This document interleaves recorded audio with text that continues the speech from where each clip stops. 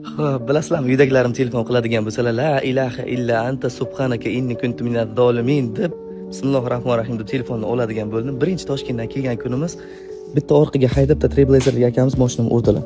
Taxlab berdilar, mayli, muammo yo'q. Keyin ikkinchi kun mashinani taxlab chiqqanimdan keyin opam telefon qilyaptilar. Boya gapni aytdim deb telefonni olsam, "Bobur, ha, mashinamni keltirib kimdir urdi.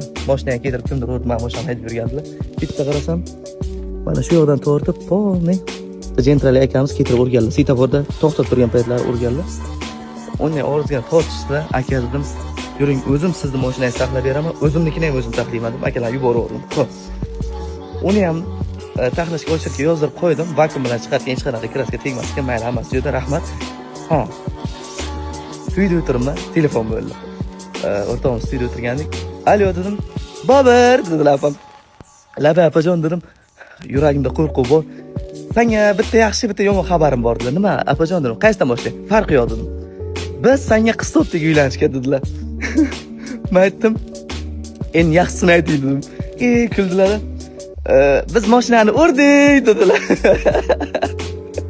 Apam onam bilan chiqib ketgandilar.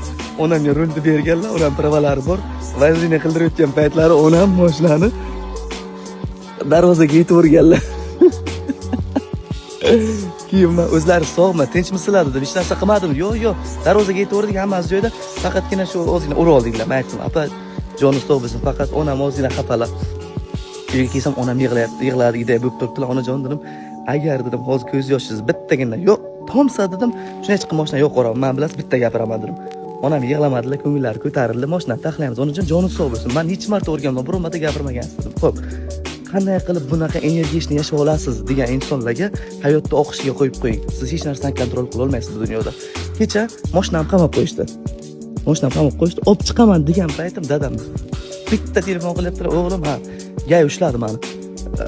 Dada, telefonni bering, deb aytib ko'raychi" desam, "Uje qamayapti." Gaydan so'rasam, "Nima yozdingiz aka" desam, "Tonirovkani bir kun so'rovga o'tgan ekan" deyaptilar. Bir kun so'rovga o'tgani uchun dadamning kecha mashinalarini tonirovka o'tkazib yubordilar.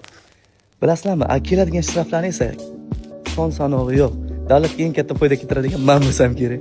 Shu uchun asabni buzmaymiz, hayotni oqishga qo'yib qo'yamiz aytganimizdek. Nimaiki bo'lsa Allohdan. Joningizga kelgancha molingizga kelsin. Molingizdan ketsin. Ota-onangiz sog'mi, o'zingiz sog'mi, tan joningiz sog'mi? Xudo hammasini paftorni beradi. Qayta topib olasiz, lekin ota-onani topa olmaysiz. Mazza qilib yashang. Sog' bo'ling.